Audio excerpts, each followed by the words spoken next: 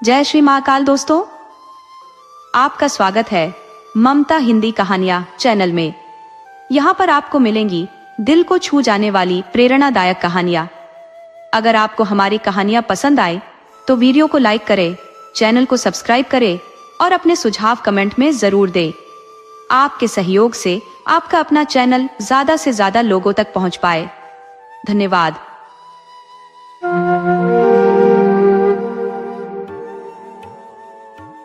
किसी नगर में एक संपन्न व्यापारी का बसेरा था, जिसके 3 पुत्रियां थी। बड़ी का नाम ब्लिस, मंझली का नाम ब्लॉसम और सबसे छोटी का नाम ब्यूटी था। इन तीनों में ब्यूटी सबसे ज्यादा खूबसूरत थी। उसकी इस अद्वितीय सुंदरता के कारण उसकी दोनों बड़ी बहनें उसे देखकर भीतर ही भीतर ईर्ष्या से जल उठती थी। ब्यूटी स्वभाव से बेहद विनम्र और दयालु थी, जबकि उसकी बहनें क्रोधी, लालची और स्वार्थी स्वभाव की थी। एक रोज व्यापारी के पास यह दुखद संदेश आया कि उसके सामानों से भरे जहाज समुद्री तूफान की चपेट में आकर समुद्र में डूब गए हैं।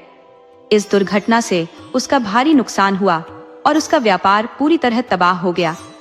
अब उसके पास अपने घर के अलावा और कुछ भी शेष नहीं बचा, जिससे वह निर्धनता में जीने के लिए मजबूर हो गए।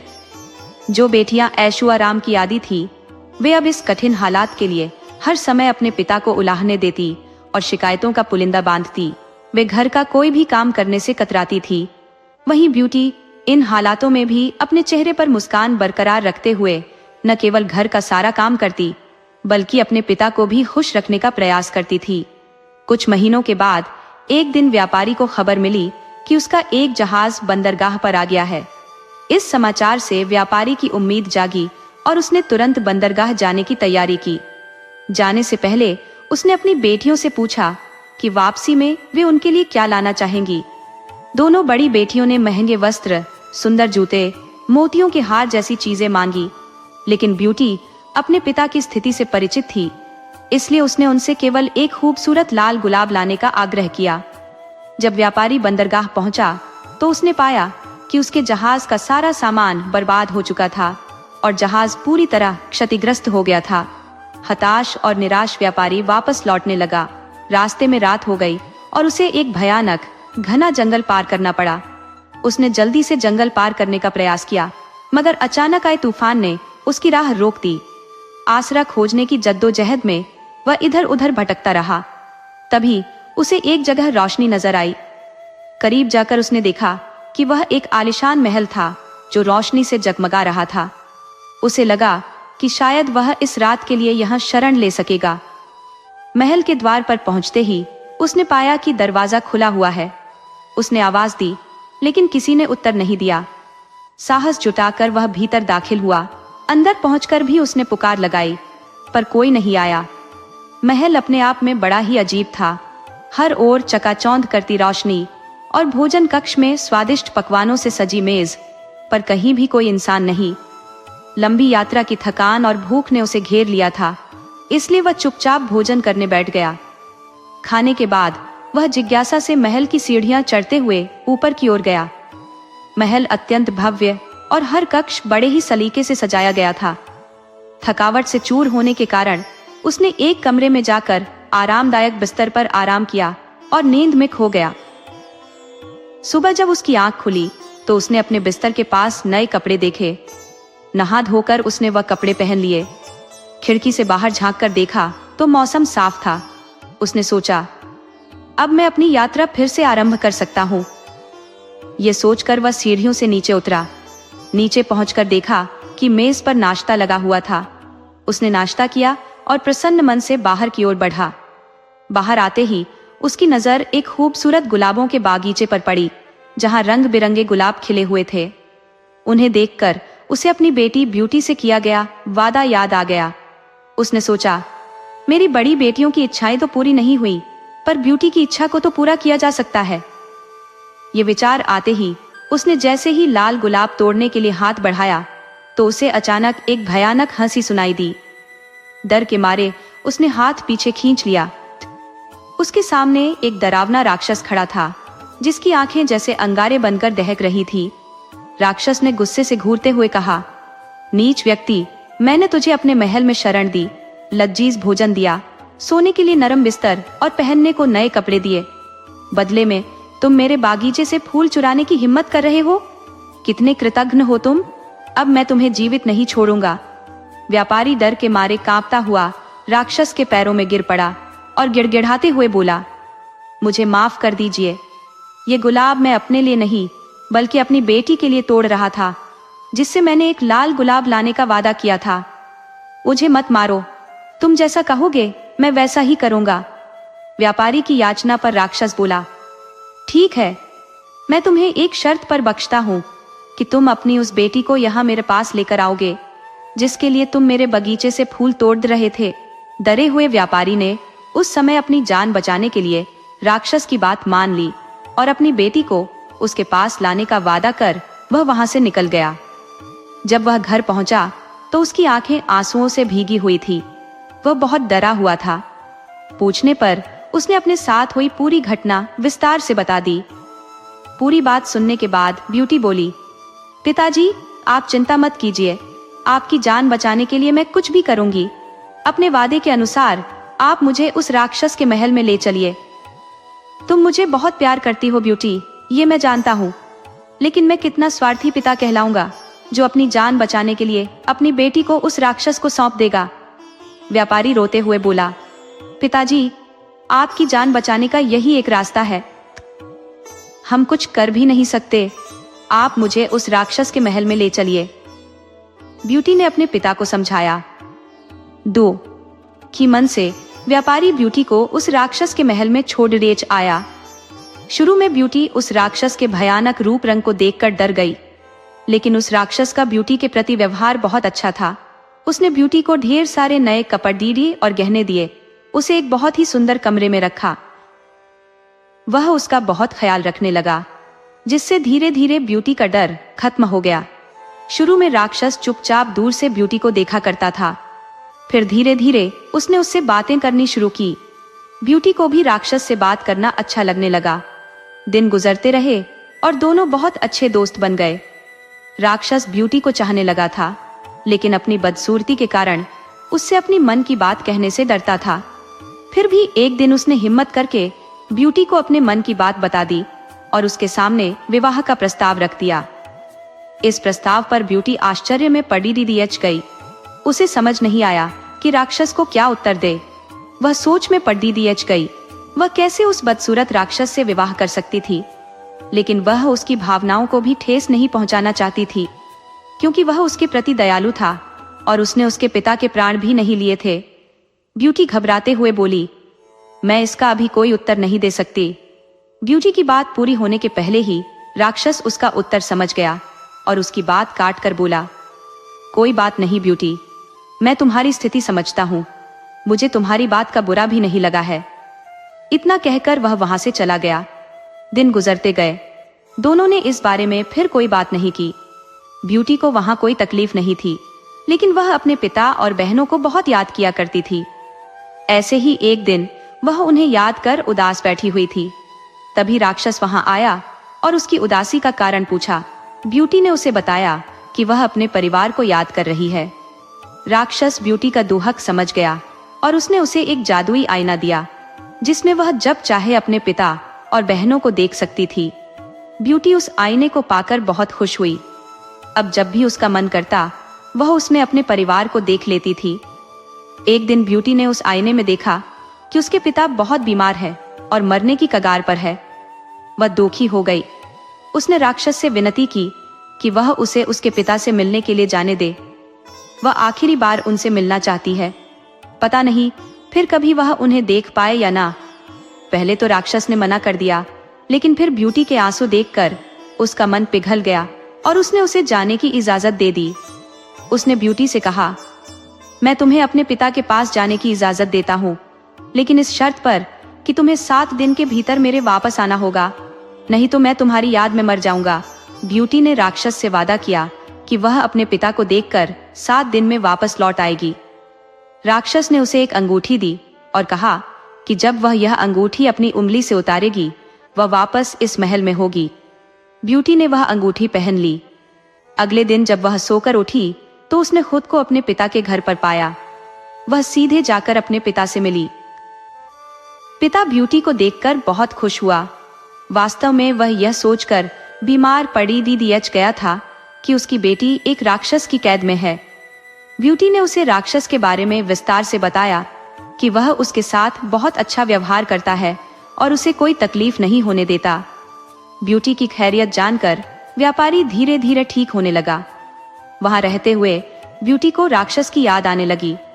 उसके साथ रहते रहते उसे उसकी आदत पड़ी एच गई थी और उसके अच्छे और दयालु व्यवहार के कारण वह उससे प्रेम करने लगी थी।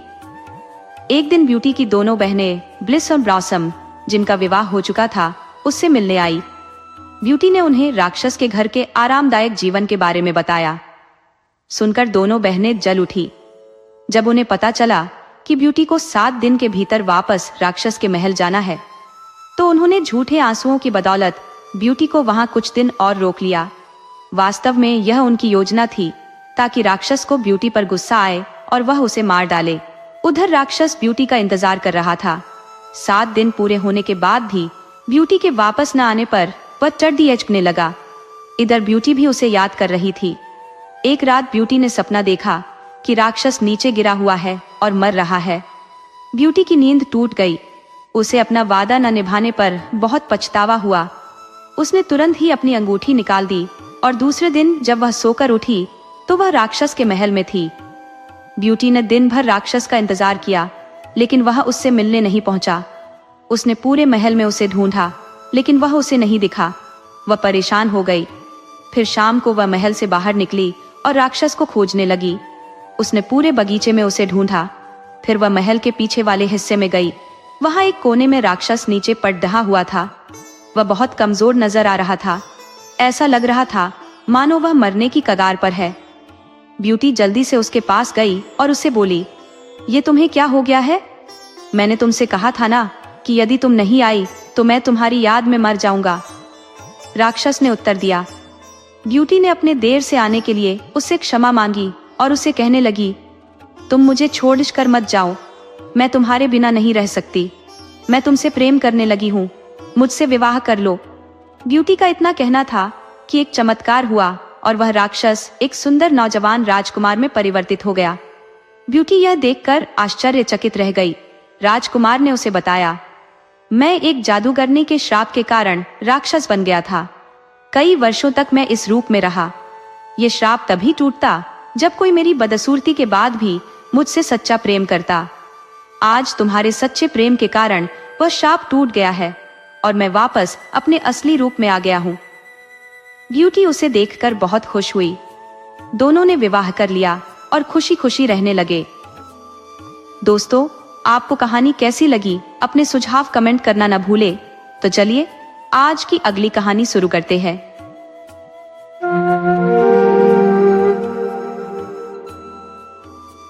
एक विशाल और रहस्यमयी जंगल था जिसमें कई प्रकार के जंगली जीव जंतु निवास करते थे।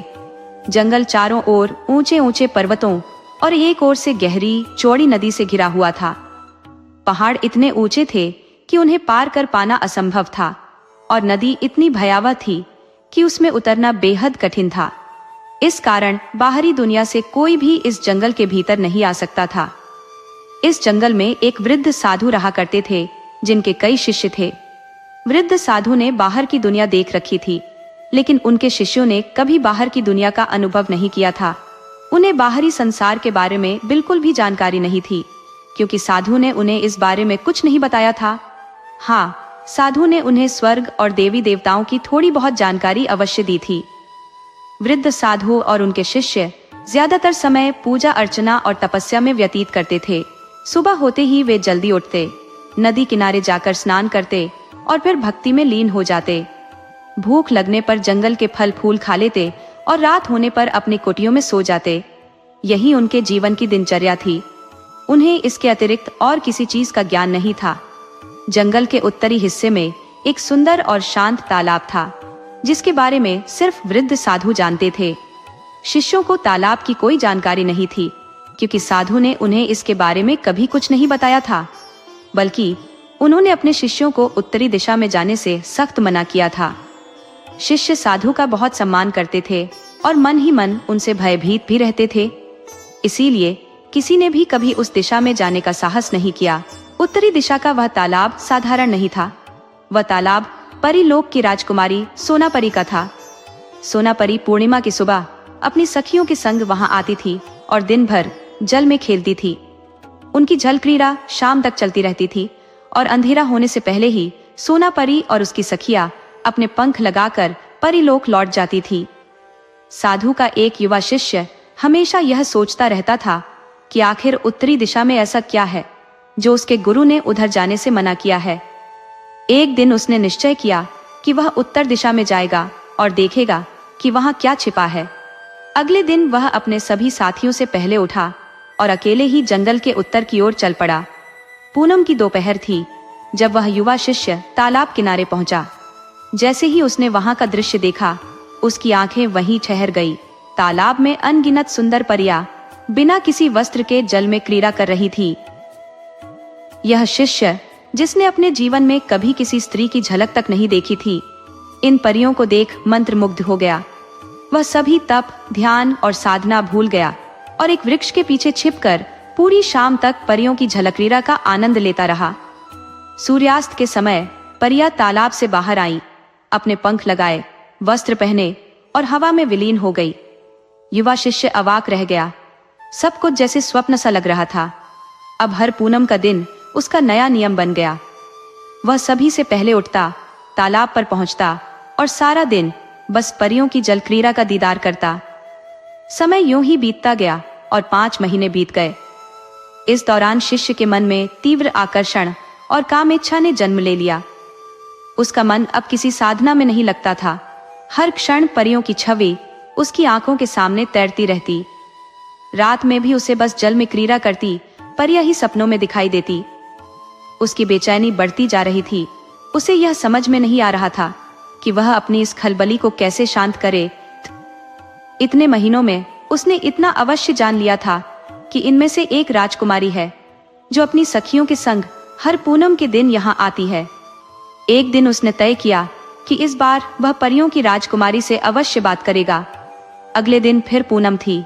शिष्य जल्दी उठा और तालाब की ओर चल पड़ा। वहां पहुंचकर उसने पहले तो परियों की झलक्रीड़ा को निहारा, फिर चुपके से सोनापरी, जो परियों की राजकुमारी थी, के पंख उठाए और उन्हें लेकर थोड़ी दूर जाकर एक वृक्ष के नीचे सो गया। कुछ देर बाद उसकी नींद टूटी और उसने एक स्त्री की करुण आवाज सुनी। वह आवाज किसी स्त्री की थी जो रोते हुए कह रही थी, मेरे पंख कहाँ गए? कोई मेरे पंख लौटा दो। यह आवाज सोनापरी की थी। सोनापरी, जो श्वेत रेशमी वस्त्रों में लिपटी हुई थी, असहाय सी दिख रही थी। शिष्य की नजर उस पर ठहर गई।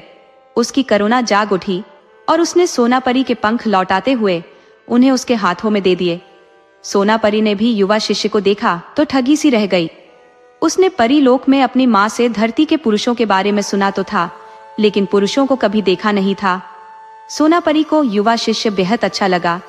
युवा शिष्य सोनापरी को बड़ी प्यार भरी नजरों से देख रहा था और सोनापरी भी उसे ऐसे देख रही थी मानो सम्मोहित हो गई हो। सोनापरी की सभी सखियां अपने अपने पंख लगाकर जा चुकी थी। वह इस समय अकेली थी। कुछ समय तक दोनों एक दूसरे को ऐसे ही देखते रहे। इसके बाद युवा शिष्य ने सोनापरी का हाथ पकड़ा और एक वृक्ष के नीचे आ गया। सोनापरी ने कोई आपत्ति नहीं की। युवा शिष्य सोनापरी से आधी रात तक बातें करता रहा। सोनापरी अपनी सखियों से बिछुड़ने के कारण बड़ी घबराई हुई थी, लेकिन युवा शिष्य के सांत्वना देने पर वह सामान्य हो गई और बातें करने लगी।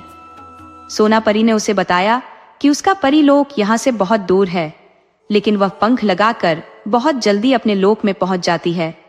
सोनापरी ने यह भी बताया कि उसके और उसकी सखियों के समान परीलोक की सभी परियां श्वेत रेशमी वस्त्र पहनती है। बातें करते करते सोनापरी युवा शिष्य की गोद में अपना सिर रखकर सो गई। युवा शिष्य धीरे धीरे सोनापरी के सिर पर हाथ फेरता रहा। उसे रात भर नींद नहीं आई। शायद दोनों को एक दूसरे से प्रेम हो गया था। प्रातः काल होने पर सोनापरी की नींद टूटी। उसने युवा शिष्य का आलिंगन किया और अपने पंख लगाकर परीलोक की तरफ उड़ चली। रात में आकाश मार्ग में दैत्यों, दानवों आदि का डर था, अतः वह अकेली नहीं जा सकती थी। युवा शिष्य भी सोना परी को विदा करने के बाद अपने साथियों के पास वापस लौट आया। उसके जाने की बात साधु और उसके शिष्यों को नहीं मालूम थी, अतः युवा शिष्य को कोई परेशानी नहीं हुई और वह अगले दिन से अपने अन्य साथियों के समान जप तप में लग गया। युवा शिष्य अपने साथियों के साथ जप तप करता अवश्य था, लेकिन इसमें उसका मन बिल्कुल नहीं लगता था। वह आंखें बंद करके बैठ जाता था और सोना परी के बारे में सोचता रहता था। उसके साथी समझते थे कि वह जप तप कर रहा है। कभी कभी युवा शिष्य को बड़ी बेचैनी होती थी। ऐसे में वह उठकर किसी एकांत स्थान में पहुंच जाता था और सोना परी को याद करके रोता रहता था। उसे हमेशा पूनम की प्रतीक्षा रहती थी। वह हमेशा सोचता रहता था कि किसी तरह पूनम आए और वह अपनी सोना परी के पास पहुंच जाए। युवा शिष्य पूनम के दिन प्रातः काल तालाब की ओर चल देता था और दोपहर तक पहुंच जाता था। दिन भर वह सोना परी के साथ रहता और न जाने क्या क्या बातें करता रहता। सोना परी भी उसके प्रेम में पूरी तरह दीवानी हो चुकी थी। वह भी परीलोक में हमेशा खोई खोई रहती थी और पूनम की प्रतीक्षा करती रहती थी। पूनम का दिन दोनों के लिए एक दिन की खुशियां लेकर आता था। दोनों पूनम के दिन शाम तक प्रेमालाप करते और रात का अंधेरा होते ही सोना परी अपनी सखियों के साथ परीलोक लौट जाती थी और युवा शिष्य अपने साथियों के पास आ जाता था। धीरे धीरे 1 वर्ष हो गया। युवा शिष्य की स्थिति अब पागलों जैसी हो गई थी। वह दिन भर खोया खोया रहता था। जप तप करना उसने छोड़ दिया था। उसका किसी काम में मन नहीं लगता था। उसके साथियों ने उससे बहुत पूछा, लेकिन उसने किसी को कुछ नहीं बताया। वृद्ध साधु नदी पार करके कुछ दिनों के लिए बाहर गया था, अतः युवा शिष्य की हालत की उसे कोई जानकारी नहीं थी। युवा शिष्य के साथी उसकी स्थिति देखकर परेशान थे। उन्हें बस इतना मालूम था कि युवा शिष्य पूनम के दिन कहीं जाता है। रात में लौटने पर वह खुश रहता है और फिर 2-4 दिन बाद उसकी स्थिति पहले जैसी हो जाती है। युवा शिष्य के सभी साथियों ने मिलकर इस बारे में विचार विमर्श किया और अंत में यह निर्णय लिया कि वे अगली पूनम को युवा शिष्य का चुपचाप पीछा करेंगे और सारी बातें जानने का प्रयास करेंगे। उन्होंने ऐसा ही किया। अगली पूनम को हमेशा की तरह युवा शिष्य कुछ जल्दी उठा और तैयार होकर तालाब की ओर चल पड़ा। उसके साथी पहले से ही तैयार थे। वे कुछ दूरी पर रहकर उसका पीछा करने लगे। दोपहर होने तक सभी लोग तालाब तक आ पहुंचे। युवा शिष्य के साथियों ने तालाब में जो दृश्य देखा तो देखते ही रह गए। निर्वस्त्र परिया तालाब में जल क्रीड़ा कर रही थी। वे अपनी एक सखी के साथ छेड़छाड़ भी कर रही थी। यह परी सबसे सुंदर थी। शायद यह उनकी राजकुमारी थी। युवा शिष्य को देखते ही परियों की राजकुमारी सोना परी तालाब के बाहर निकली। उसने अपने कपड़े पहने और अपने प्रेमी के पास आ गई। युवा शिष्य के साथी सब देख रहे थे। अचानक उन सभी के मन में न जाने क्या आया कि सभी ने आगे बढ़कर तालाब में जल क्रीड़ा कर रही परियों के पंख उठा लिए। परियों ने अजनबी लोगों को देखा तो पहले तो घबराई, फिर शीघ्र ही सामान्य हो गई। वे तालाब के बाहर निकली और अपने अपने कपड़े पहनकर युवा शिष्य के साथियों के पास आ गई और उनसे अपने पंख मांगने लगी। युवा शिष्य के साथियों ने सभी परियों के पंख लौटा दिए। युवा शिष्य के जितने साथी थे उतनी ही परियां थी। यह देखकर सभी को आश्चर्य हो रहा था। परियों ने भी पंख मिलने के बाद उन्हें लगाया नहीं, बल्कि युवा शिष्य के साथियों से मुस्कुराकर बात करने लगी। थोड़ी ही देर में एक एक परी ने एक एक साथी को चुन लिया और उनके जोड़े बन गए। सोना परी और युवा शिष्य ने उन्हें देखा तो मुस्कुरा दिए। धीरे धीरे शाम हो गई। परियों ने एक बार आसमान की ओर देखा। आज उनका मन परीलोक लौटने का नहीं हो रहा था, लेकिन अंधेरा होने के पहले परीलोक लौटना आवश्यक था। अतः सबने अपने अपने पंख लगाए और अपने अपने प्रेमियों से विदा लेकर परीलोक की ओर उड़ चली। धीरे धीरे 6 महीने और बीत गए। युवा शिष्य और उसके साथी पूनम के दिन तालाब के पास पहुंच जाते थे और दिन भर परियों के साथ प्रेमालाप करते थे और रात का अंधेरा होने के पहले परियों को विदा करके वापस लौट जाते थे। वृद्ध साधु अभी तक वापस नहीं लौटा था। बसंत का मौसम आने वाला था। ठंडक धीरे धीरे कम होती जा रही थी। एक दिन युवा शिष्य सोना परी का सिर अपनी गोद में रखे उससे मीठी मीठी बातें कर रहा था। उसके साथी भी परियों के साथ प्रेमालाप में मग्न थे। शाम होने को थी। सोना परी और उसके साथ की परियों के लौटने का समय होने वाला था। अचानक वृद्ध साधु प्रकट हुआ। वह बड़े क्रोध में था। सोना परी और उसके साथ की परियों ने क्रोधित साधु को देखा तो शाप के भय से अपने पंख लगाए और परी लोक की ओर उड़ चली। क्रोधित वृद्ध साधु ने परियों को तो कुछ नहीं कहा, लेकिन अपने सभी शिष्यों को उसने असुंदर वृक्ष होने का शाप दे दिया। युवा शिष्य और उसके साथी शीघ्र ही असुंदर पलाश के वृक्षों में बदल गए और कुछ ही पलों में तालाब के चारों ओर पलाश के वृक्षों का एक जंगल सा दिखाई देने लगा। अगली पूनम को जब सोना परी अपनी सखियों के साथ आई तो उसे युवा शिष्य और उसके साथियों की यह स्थिति देखकर बड़ा दुख हुआ। सोना परी युवा शिष्य को हृदय से प्यार करने लगी थी। वह बड़ी देर तक वृक्ष पर अपना सिर पटक कर रोती रही। इससे उसका सिर फट गया और पलाश का पेड़ खून से तर हो गया। सोना परी के समान उसके साथ की परियां भी पेड़ बने अपने अपने प्रेमियों पर सिर पटक रही थी। उनके भी सिर फट गए और खून बहने लगा। सोना परी और उसके साथ की परियां शाम तक रोती बिलखती रही और फिर अपने अपने पंख लगाकर भारी मन से परीलोक चली गई। कहते हैं कि सोना परी और उसके साथ की परियों का खून पलाश के वृक्ष पर जहां जहां गिरा वहां पलाश के फूल खिल उठे। आज भी बसंत के आगमन के समय सोना परी और उसके साथ की परियां धरती पर आती है। वे टेढ़ी मेढ़े पलाश के पेड़ों पर अपना सिर पटक पटक कर रोती है और अपना सिर लहूलुहान कर लेती है। सोना परी और उसके साथ की परियों के जाने के बाद उन सभी का खून फूलों में बदल जाता है और पलाश का पेड़ सुंदर लाल फूलों से लद जाता है। दोस्तों, आपको कहानी कैसी लगी अपने सुझाव कमेंट करना न भूले। तो चलिए आज की अगली कहानी शुरू करते हैं।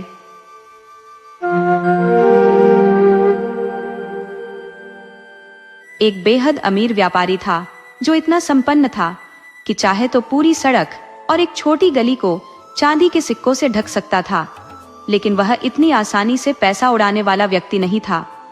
वह अपनी संपत्ति का इस्तेमाल बड़े सोच समझकर करता था। उसकी नीति थी कि तांबे का एक सिक्का भी तभी खर्च करना है जब बदले में चांदी का सिक्का मिल जाए। वह व्यवसाय में समझदार था, लेकिन अमर नहीं था। व्यापारी के निधन के बाद उसकी समूची दौलत उसके बेटे के पास आ गई। बेटे का हुनर कमाई में नहीं बल्कि खर्च करने में था। हर रात उसकी पार्टी चलती। कभी रुपयों से पतंग उड़ाता तो कभी समुंदर किनारे पत्थर फेंकने की जगह सोने के सिक्के पानी में उछाल देता। देखते ही देखते उसकी सारी संपत्ति खत्म हो गई। अब उसके पास सिर्फ 4 आने, एक जोड़ी घिसे जूते और एक पुराना कोट बचा। उसके सभी दोस्त उससे दूर हो गए थे, क्योंकि अब उसकी हालत में उनके साथ दिखना भी उनके लिए शर्म की बात थी। उनमें से एक दोस्त ने दयालुता दिखाते हुए उसे एक पुराना बक्सा दे दिया और कहा, इसमें अपना सामान रख और निकल जा। पर उसके पास रखने के लिए कुछ भी न बचा था, तो उसने खुद ही उसमें बैठने का मन बना लिया। ये कोई साधारण बक्सा नहीं था। उसमें एक खास ताला था जिसे दबाने पर वह उड़ सकता था। व्यापारी के बेटे ने ताले को दबाया और बक्सा उसे लेकर आसमान की ऊंचाइयों में उड़ता चला गया। वह बादलों के पार दूर कहीं तुर्की की धरती पर जाकर उतरा। जंगल में उसने बक्से को पत्तों के नीचे छिपा दिया और पैदल ही शहर की ओर निकल पड़ा। उसकी अजीबोगरीब हालत पर किसी ने ध्यान नहीं दिया, क्योंकि तुर्की में हर कोई कोट और स्लीपर पहने ही घूमता था। रास्ते में उसे एक आया मिली जो एक बच्चे को गोद में लिए हुए थी। उसने उससे पूछा, ओ तुर्की आया, ये जो बाहर एक भव्य किला है, उसकी खिड़कियां इतनी ऊंचाई पर क्यों है कि वहां से कोई राक्षस ही झांक सके? आया ने बताया, महाराजकुमारी रहती है।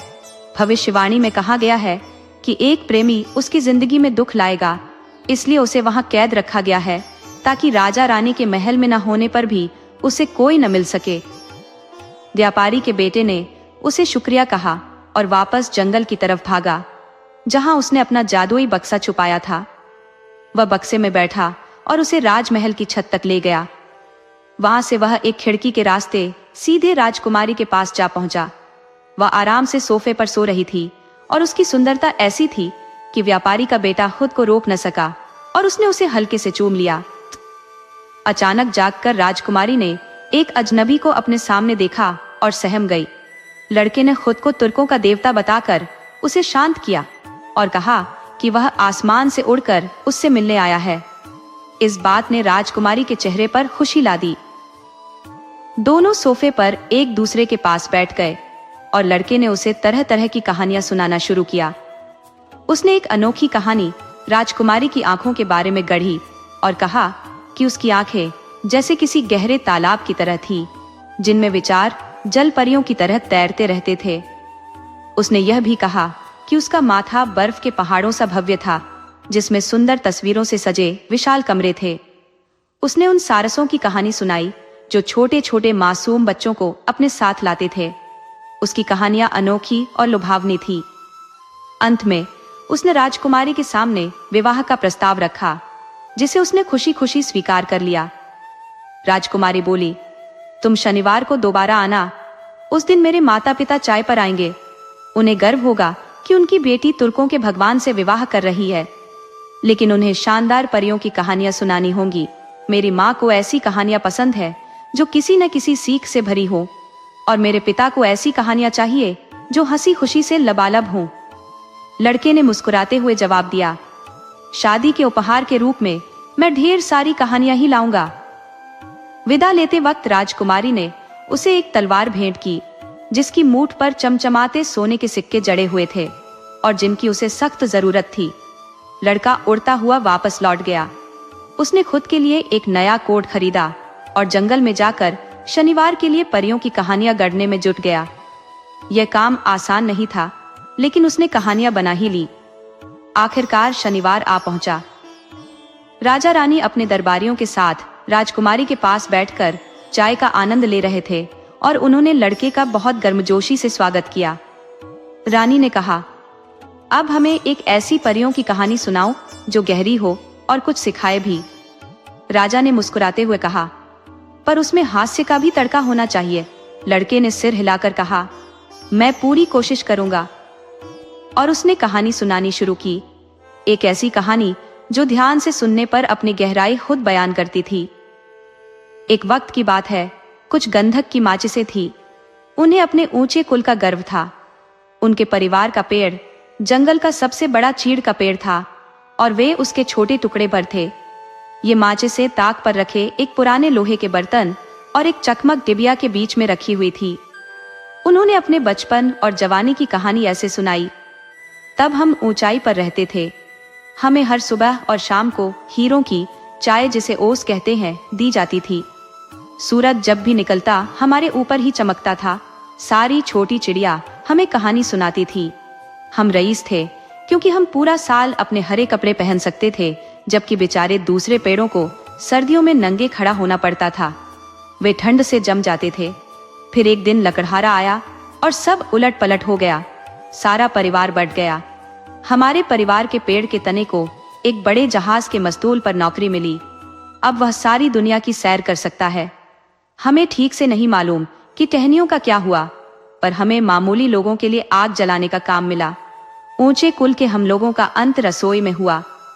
चई, ताक पर रखे लोहे के बर्तन ने कहा, मेरा जीवन अलग रहा। जन्म से ही मुझे रगड़कर आग पर रखकर उबाला गया।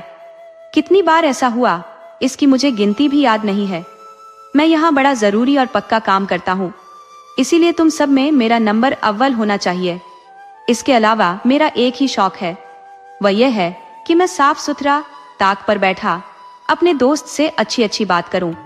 हम सब यहाँ घर में रहने वाले हैं, सिवाय पानी की बाल्टी के जो बार बार कुएं तक जाती है, या वह टोकरी जो बाजार जाने की वजह से शहर की खबरें लाती है।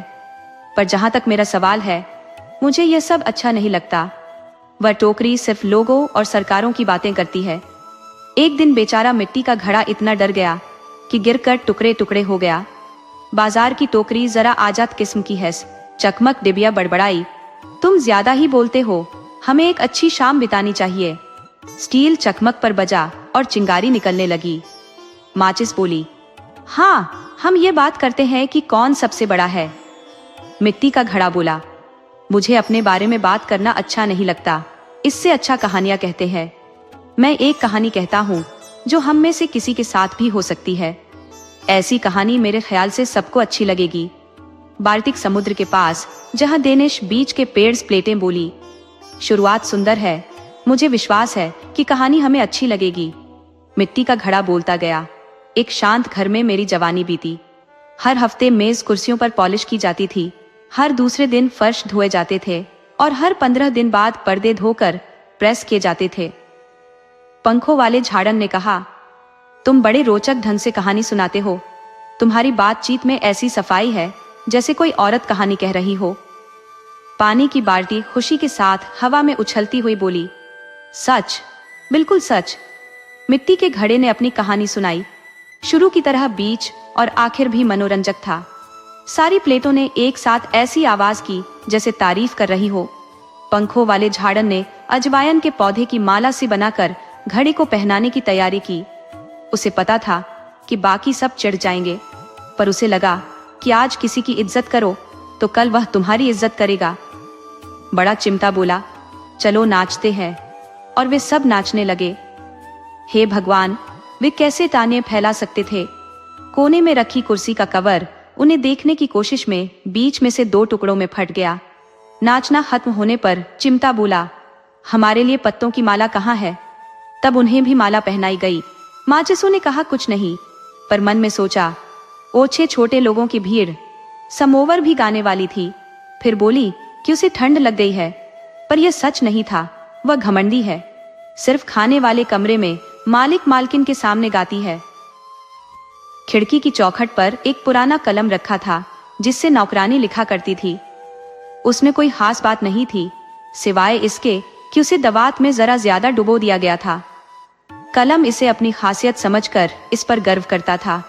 वह बोला, अगर समोवर नहीं गाती तो हमें उसकी खुशामद नहीं करनी चाहिए। खिड़की के बाहर के पिंजरे में कोयल है, क्यों न उससे गाने को कहे।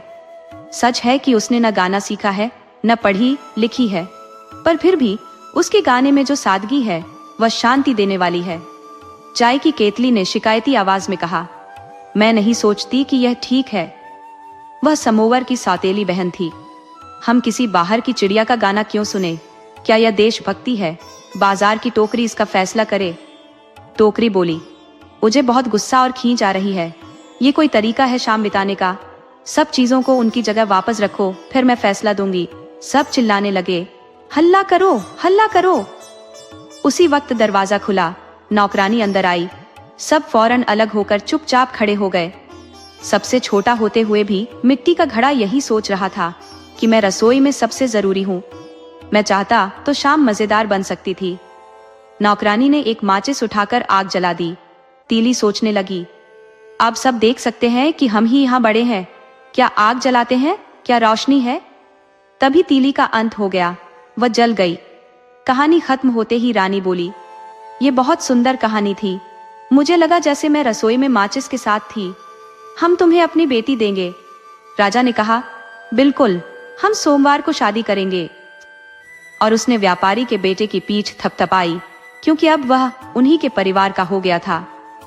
इतवार की शाम को आने वाली शादी की खुशी में पूरा शहर रोशनी से सजाया गया। सब लोगों में बन और बिस्कुट बांटे गए। गली के आवारा लोग उंगलियों के बीच से सीटी बजा रहे थे। बड़ा अच्छा दृश्य था। व्यापारी के बेटे को लगा, मैं भी इस मौके पर कुछ करूं। वह गया और ढेर सारी आतिशबाजी खरीद लाया। उसे लेकर बक्से में बैठा और हवा में उड़ गया। वह खूब ऊंचा उड़ा, वहां से आतिशबाजी चलाई, खूब धमाके हुए, चमक फैल गई। किसी ने पहले ऐसा दृश्य नहीं देखा था। सारे तुर्क जमीन से ऊपर उछल पड़े, उनके स्लीपर खो गए। अब उन्हें विश्वास हो गया कि वाकई तुर्कों का भगवान उनकी राजकुमारी से शादी कर रहा था। जब व्यापारी का बेटा अपने ट्रंक में बैठकर जंगल में लौटा तो उसने सोचा कि शहर में जाकर लोगों की बातें सुने, पता तो चले कि सब उसके कारनामों के बारे में क्या सोच रहे हैं। लोग जो जो बातें कर रहे थे, सब अलग अलग बातें थीं, पर सबका मानना था कि पूरा दृश्य बहुत बढ़िया था। एक बोला, मैंने स्वयं भगवान को देखा। उसकी आंखें सितारों जैसी और दाढ़ी उफनते समुद्र जैसी थी। दूसरा बोला, वह आग का चोगा पहने था, जिसकी तहों से सुंदर प्यारे देवदूत झांक रहे थे। लड़के को सब सुनना बड़ा अच्छा लग रहा था। कल उसका शादी का दिन था। वह जल्दी से जंगल में लौटा ताकि आराम से अपने बक्से में सो सके, पर बक्सा था कहाँ? वह तो जलकर राख हो गया था। आतिशबाजी से निकली एक चिगारी ने उसे जला दिया था और बक्से का अंत हो गया। उसके साथ ही व्यापारी के लड़के का भी अंत हो गया। अब वह उड़कर अपनी दुल्हन तक नहीं पहुंच सकता था। बेचारी राजकुमारी सारा दिन छत पर उसका इंतजार करती रही। वह आज भी इंतजार कर रही है, जबकि वह लड़का दुनिया भर को काल्पनिक कहानियां सुनाता फिर रहा है। पर अब उसकी कहानियां गंधक की माचिस की कहानी की तरह हल्की फुल्की नहीं होती हैं। दोस्तों, आपको कहानी कैसी लगी? अपने सुझाव कमेंट करना न भूले। तो चलिए आज की अगली कहानी शुरू करते हैं।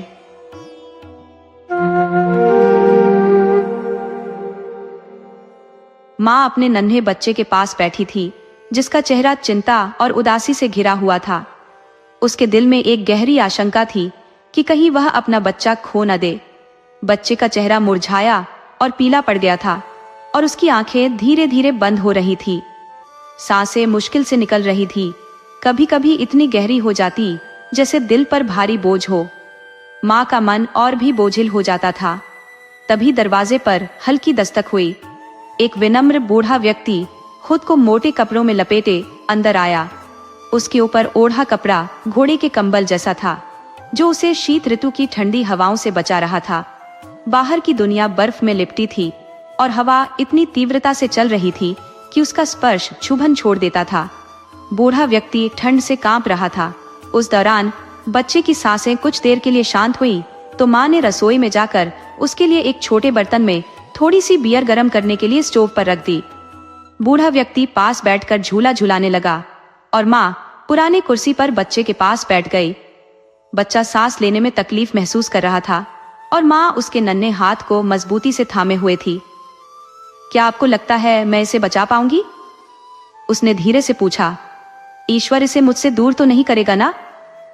वह बूढ़ा व्यक्ति, जो मृत्यु का प्रतीक था, बड़ी अजीब ढंग से सिर हिलाता है, जिसमें हाँ और ना दोनों के संकेत छिपे थे। माँ ने अपनी निगाहें नीची कर ली और उसके गालों पर आंसू ढलक आए। कई दिन और रात से वह सो नहीं पाई थी।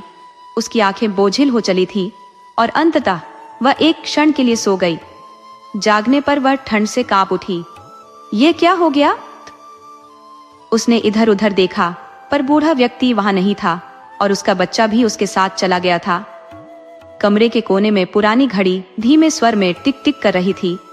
एक भारी सांस की आवाज के साथ घड़ी थम गई। बच्चे के लिए बिलखती हुई माँ दौड़कर बाहर निकली। बाहर बर्फ में काले कपड़े पहने एक औरत बैठी थी। उसने कहा, मृत्यु तुम्हारे कमरे में थी। मैंने उसे तुम्हारे बच्चे को लेकर तेज कदमों से जाते हुए देखा, हवा से भी तेज। जिसे वह एक बार ले जाती है उसे फिर लौटाती नहीं। वह किस दिशा में गई है मुझे बस इतना बता दो।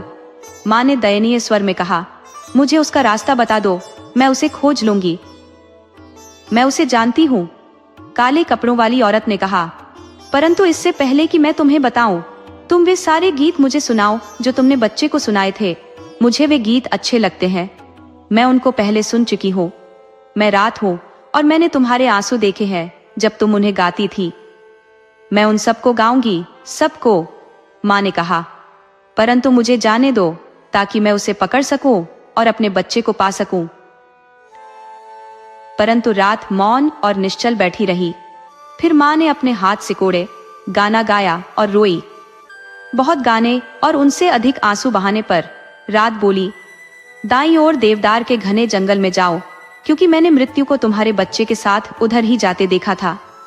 जंगल में काफी अंदर सड़कों का चौराहा था और वह जानती थी कि कौन सा रास्ता पकड़े। वहां बिना फूल पत्तों के काले कांटों की एक झाड़ी थी। ठंडी शरद ऋतु के कारण टहनियों से बर्फ के तोदे लटक रहे थे।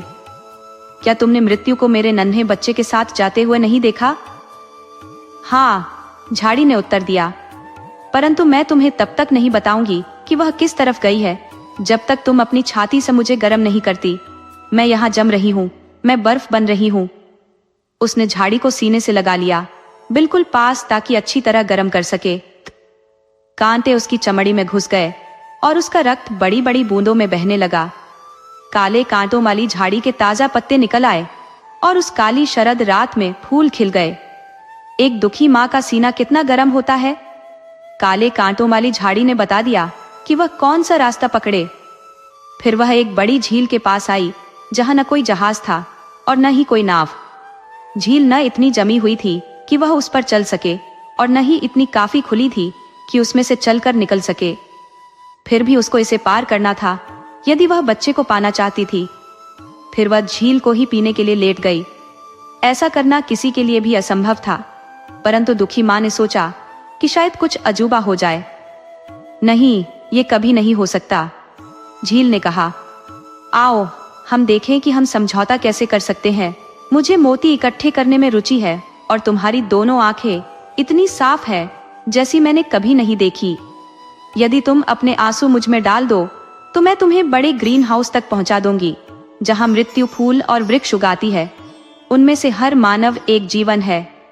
ओह, मैं बच्चे को पाने के लिए क्या कुछ नहीं दे सकती? प्रभावित माँ ने कहा। वह और रोई। उसके आंसू झील की गहराई में गिरकर 2 अमूल्य मोती बन गए। झील ने उसको ऊपर उठा लिया जैसे झूले में बैठी हो, फिर उसे दूसरे किनारे पर पहुंचा दिया जहां मीलों में एक शानदार घर खड़ा था। कोई यह नहीं बता सकता था कि वह जंगलों और गुफाओं वाला पर्वत था या ऐसी कोई जगह थी जो बनाई गई थी, परंतु बेचारी माँ उसे देख नहीं सकी क्योंकि वह अपनी आंखें खो चुकी थी। जो मेरे बच्चे को अपने साथ ले गई है, उस मृत्यु को मैं कहाँ ढूंढूं? वह अभी यहाँ नहीं पहुंची। भूरे बालों वाली बूढ़ी औरत ने कहा, जो मृत्यु के शीशे के मकान में इधर उधर ध्यान से घूम रही थी। तुमने यह रास्ता कैसे ढूंढा और किसने तुम्हारी सहायता की है? अच्छे ईश्वर ने मेरी सहायता की है, उसने उत्तर दिया। वह कृपालु है और तुम भी कृपालु होगी। कहा, मैं अपने बच्चे को कहाँ ढूंढूं? मैं नहीं जानती, बूढ़ी औरत ने कहा। और तुम भी देख नहीं सकती हो? कई फूल और वृक्ष रात को मुरझा गए हैं। मृत्यु आएगी और उनका जल्दी पुनरारोपण करेगी। तुम भली प्रकार जानती हो कि क्रमानुसार प्रत्येक मानव के पास जीवन वृक्ष अथवा जीवन पुष्प है। वे दूसरे पौधों की तरह नजर आते हैं, परंतु उनके दिल धड़कते हैं। बच्चों के दिल भी धड़क सकते हैं। इस पर विचार करो। संभवतः तुम अपने बच्चे के दिल की धड़कन को पहचान सको, परंतु तुम मुझे क्या दोगी यदि मैं बता दूं कि तुम्हें और क्या करना होगा? मेरे पास देने को और कुछ नहीं है, प्रभावित माँ ने कहा, परंतु मैं तुम्हारे लिए पृथ्वी के छोरों तक जा सकती हूँ। जय, वहां तुम्हारे करने के लिए मेरे पास कुछ नहीं है। बूढ़ी औरत ने कहा, परंतु तुम अपने लंबे बाल मुझे दे सकती हो। तुम्हें स्वयं ज्ञात होना चाहिए कि ये सुंदर है और मुझे अच्छे लगते हैं। इनके बदले में तुम मेरे सफेद बाल ले सकती हो। ये सदा के लिए कुछ न कुछ है। तुम और कुछ नहीं चाहती? उसने पूछा। मैं खुशी से इनको दे दूंगी। और उसने अपने सुंदर बाल उसे दे दिए और बूढ़ी औरत के सफेद बाल ले लिए। इसके बाद वह उसे मृत्यु के महान शीशे के घर में ले गई जहां फूल और वृक्ष आश्चर्य ढंग से आपस में मिले उग रहे थे। वहां घास के फूलों के नीचे सुंदर फूल खिले थे, कुछ बिल्कुल ताजा और बाकी कुछ कुछ मुरझाए हुए। पानी के सांप उनके आसपास मिलन कर रहे थे और केकड़े टहनियों में दृढ़ता से चिपक रहे थे।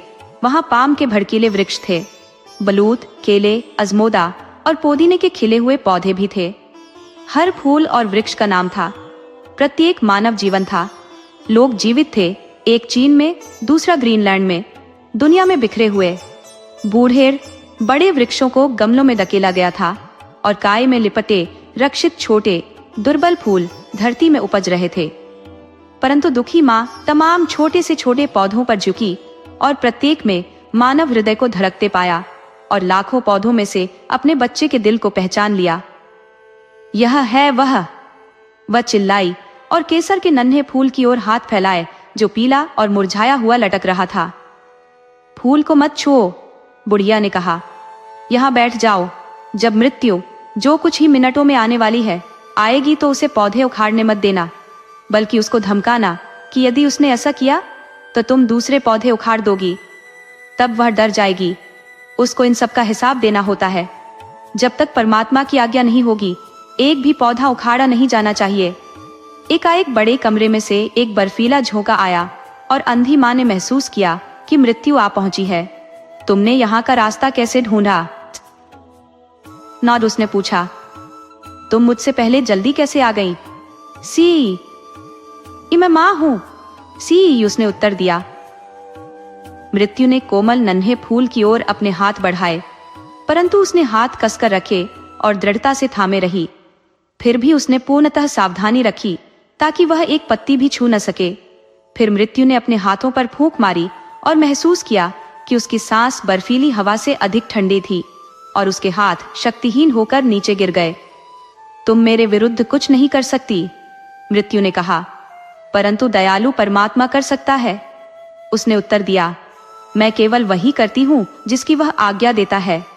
मृत्यु ने कहा, मैं उसकी मालिन हूँ। मैं उसके तमाम फूल और वृक्ष ले जाती हूँ और स्वर्ग के विशाल उपवन की अनजानी धरती पर पुनरारोपण करती हूँ। परंतु ये वहां कैसे शोभायमान होते हैं, वहां कैसे क्या होता है, मैं तुम्हें नहीं बताऊंगी। मेरा बच्चा मुझे लौटा दो, उद्मा ने कहा और याचना करके रोई। एकाएक उसने अपने दोनों हाथों में 2 प्यारे फूल पकड़ लिए और मृत्यु को पुकारा, मैं तुम्हारे सारे फूल नष्ट कर दूंगी क्योंकि मैं निराशा में हूं। उन्हें हाथ मत लगाओ, मृत्यु ने कहा। तुम कहती हो कि तुम दुखी हो और एक दूसरी माँ को दुखी करने पर तुली हो। दूसरी माँ? विनीत औरत ने कहा और फूलों को छोड़ दिया। यह दूसरी माँ आंखें है, मृत्यु ने कहा। मैंने इनको झील से निकाला है, ये तेजी से चमक रही थी। मुझे मालूम नहीं था कि ये तुम्हारी है। इन्हें वापस ले लो, ये पहले से ज्यादा साफ है। निकट वाले गहरे कुएं में झांककर देख लो। मैं तुम्हें इन 2 फूलों के नाम बताऊंगी जो तुम उखाड़ना चाहती थी और जान जाओगी कि तुम निराशा और विनाश को प्राप्त होने जा रही थी। उसने कुएं में झांका। ये प्रसन्नता की बात थी कि उनमें से एक संसार के लिए किस प्रकार आशीर्वाद बन गई। उसके आसपास कितना आनंद और उल्लास फैल गया था। एक औरत ने दूसरी के जीवन को देखा कि वह रक्षा, निर्बलता, दुख और आहों से बना था। दोनों ही परमात्मा की इच्छाएं हैं। मृत्यु ने कहा, इनमें से हतभाग्य कौन सा फूल है और कौन सा भाग्यवान, यह मैं तुम्हें नहीं बताऊंगी। मृत्यु ने कहा, परंतु तुम्हें इतना मालूम होना चाहिए कि इन 2 फूलों में से एक तुम्हारे बच्चे का है। ये तुम्हारे बच्चे का भाग्य था कि तुम उसका भविष्य बनी। फिर माँ ने डरकर जोर से चीख मारी, इनमें से मेरे बच्चे का कौन सा है, मुझे बताओ। मासूम बच्चे को छोड़ दो, इन तमाम दुखों से मेरे बच्चे को मुक्ति मिल जाए। बेशक इसे ले जाओ, इसे परमात्मा के राज्य में ले जाओ। मेरे आंसुओं को भूल जाओ, मेरी प्रार्थना को भूल जाओ और उस सब को भूल जाओ जो मैंने किया है। दया, मैं समझ नहीं पा रही हूँ, मृत्यु ने कहा। क्या तुम अपना बच्चा वापस चाहोगी या मैं उसे ऐसे स्थान पर ले जाऊं जिसे तुम नहीं जानती? फिर माँ ने हाथ मले और घुटनों के बल गिरकर प्रार्थना करने लगी। यदि मैं तुम्हारी इच्छा के विरुद्ध प्रार्थना करती हूँ तो उसे मत सुनो। तुम्हारी इच्छा सदा सर्वोत्तम है। मुझे मत सुनो, मत सुनो मुझे। उसने अपने सिर को अपने सीने पर गिरा दिया। मृत्यु उसके बच्चे के साथ अनजाने स्थान को चली गई। दोस्तों, आपको कहानी कैसी लगी? अपने सुझाव कमेंट करना न भूले। तो चलिए आज की अगली कहानी शुरू करते हैं।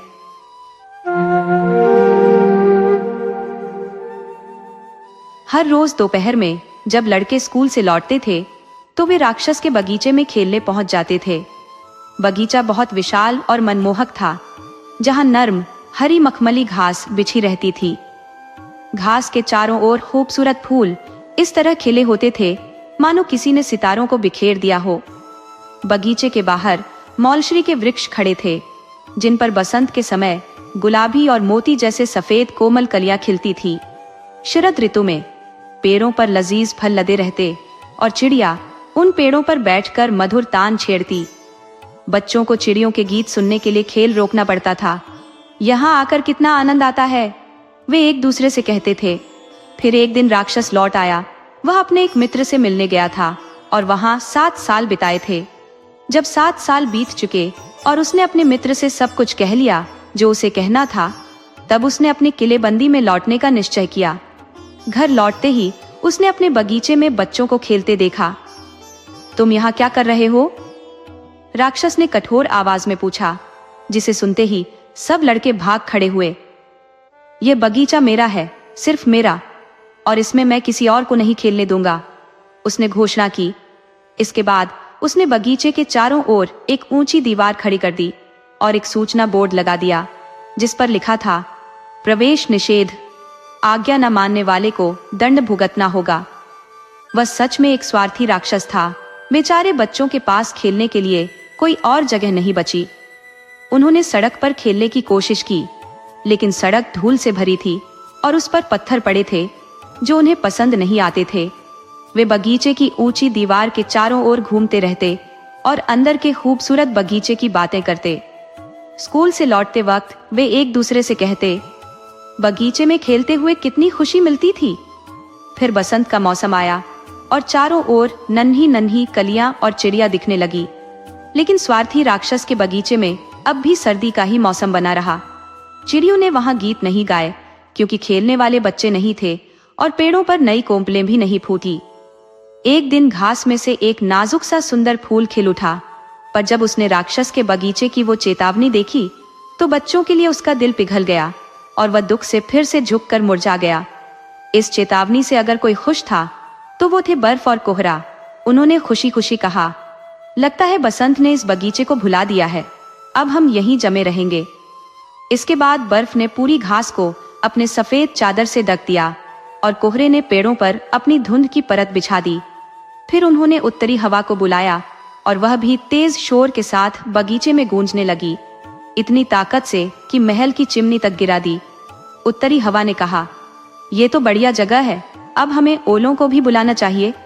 कुछ समय बाद ओले भी आ धमके और उन्होंने रोजाना 3 घंटे तक राक्षस के महल की छत पर बरस बरस कर उसे लगभग तोड़ ही दिया। ओले बगीचे में तेजी से दौड़ते भागते हुए अपना खेल खेलने लगे। राक्षस खिड़की से सफेद बगीचे को देखते हुए खुद से बड़बड़ाया, समझ नहीं आ रहा कि मेरे बगीचे में बसंत क्यों नहीं आ रहा है। उसने उम्मीद जताई कि जल्द ही मौसम बदलेगा, लेकिन बगीचे में न बसंत आई और न ही गर्मी का कोई नामो निशान था।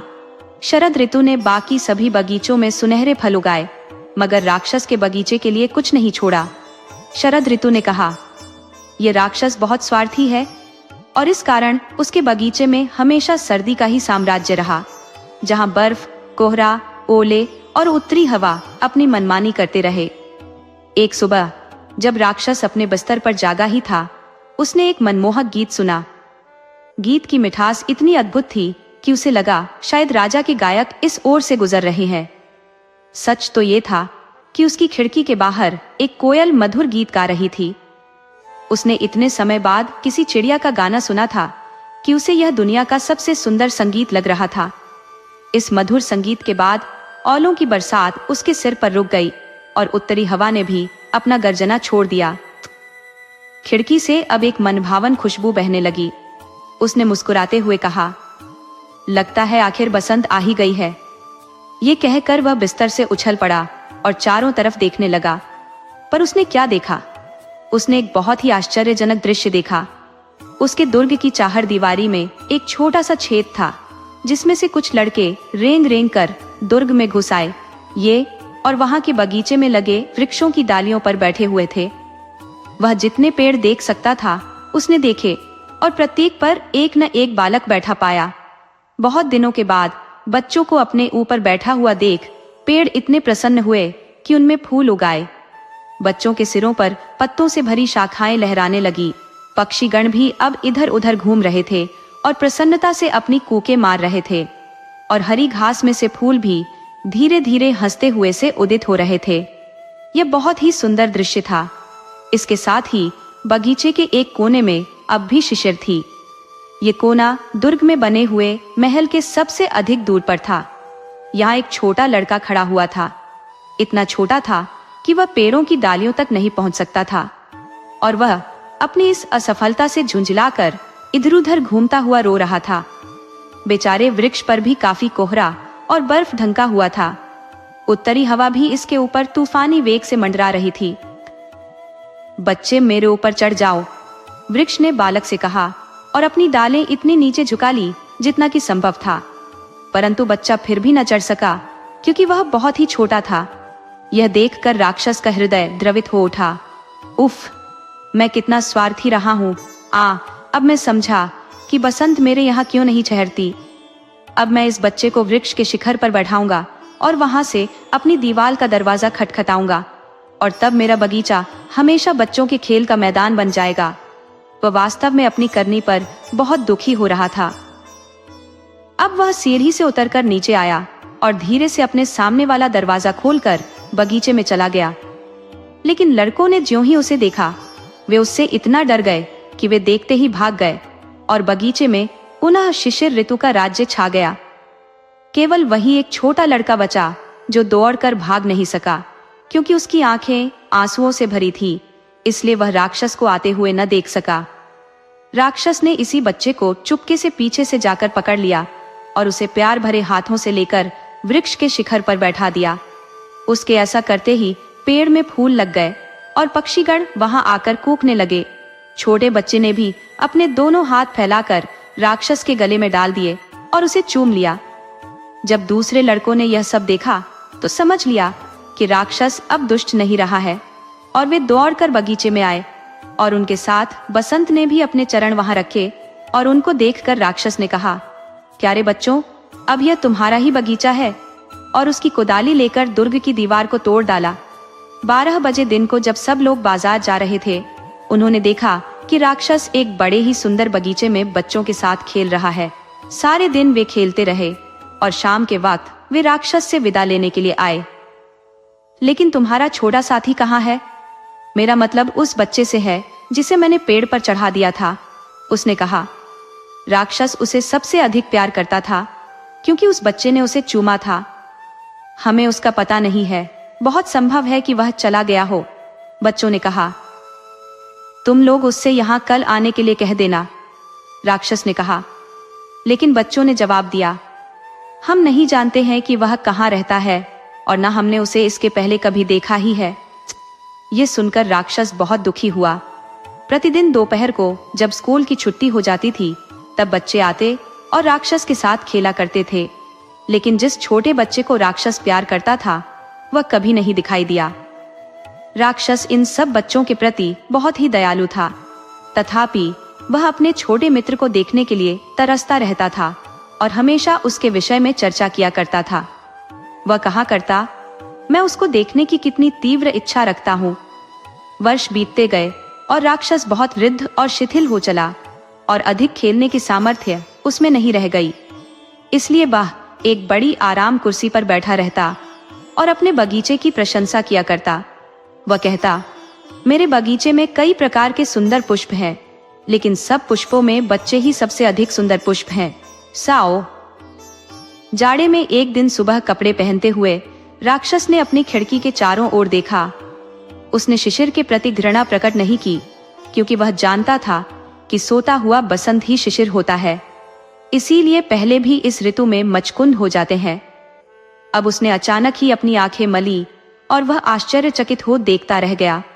वास्तव में यह एक शानदार दृश्य था। उसके बगीचे के सबसे दूर वाले कोने में एक पेड़ था जो सुंदर सुंदर सफेद कलियों से लदा हुआ था। इसकी सभी डालियां सुनहली थी और उनमें रुपहले फूल लदे हुए थे। उसके नीचे वही छोटा लड़का खड़ा था जिससे उसने सबसे पहले प्यार किया था। आनंद विभोर होकर वह अपने महल से नीचे आया और बगीचे में गया। वह जल्दी जल्दी घास पर चलकर उस लड़के के पास गया और जब उसके पास पहुंचा तो उसका चेहरा क्रोध से लाल हो गया। वह बोला, यहाँ तुम्हें किसने बांधा है? उस लड़के की हथेली पर और उसके पैर पर 2-2 कीलों के चिन्ह थे। उसे देखकर वह झल्लाकर फिर बोला, किसने तुम्हें यहाँ बांध रखा है? मुझे जल्दी बताओ, जिससे मैं उसे अपनी तलवार के घाट उतार सकूं। मेरे दादा, ऐसा मत कहो, ये तो प्यार के घाव है। उस बालक ने उत्तर दिया। तुम कौन हो? राक्षस ने पूछा और वह भय से थरथरा उठा और कुछ एक क्षणों में वह उस छोटे बच्चे के सामने घुटने टेक कर नतमस्तक हो गया। राक्षस की इस स्थिति पर बच्चे को बहुत हंसी आई और उसने कहा, दादा, तुम एक बार और मुझे अपने बगीचे में खेलने दो, फिर मैं आज ही तुम्हें अपने बगीचे में ले चलूंगा। क्या जानते हो कि मेरा बगीचा कौन है? मेरा बगीचा तो स्वर्ग है। उसी शाम को जब बाल मंडली उस बगीचे में खेलने गई तो उसने देखा कि उस पेड़ के नीचे सफेद पत्तियों से पूरी तरह ढंका हुआ राक्षस वहां मरा पड़ा है।